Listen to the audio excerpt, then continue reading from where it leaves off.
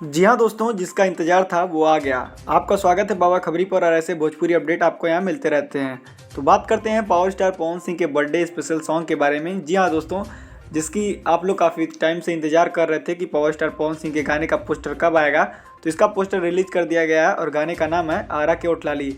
आपको बता दूं, पावर स्टार पवन सिंह इससे पहले भी इस टाइटल पर गाना गा चुके हैं और काफ़ी लाजवाब गाना गाते हैं। और मैं आपको बता दूं, इस गाने में पावर स्टार पवन सिंह के साथ कल्पना पटवारी की आवाज़ आपको सुनने को मिलेगी और गाना काफ़ी लाजवाब और धमाकेदार है।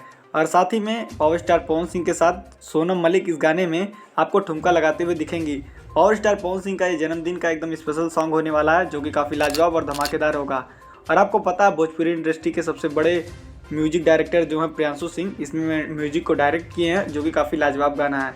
हालांकि मैं आपको बता दूं, काफ़ी तेज़ी से चर्चाएं चल रही थी भोजपुरी इंडस्ट्री में कि कल्पना पटवारी की आवाज़ को हटा के शिल्पी राज की आवाज़ को डाल दिया गया है, लेकिन ऐसी कोई बात नहीं। सारेगामा हम भोजपुरी के यूट्यूब चैनल से जो पोस्टर रिलीज़ किया गया है उसमें तो यही लिखा गया है कि पावर स्टार पवन सिंह के साथ कल्पना पटवारी की आवाज़ है।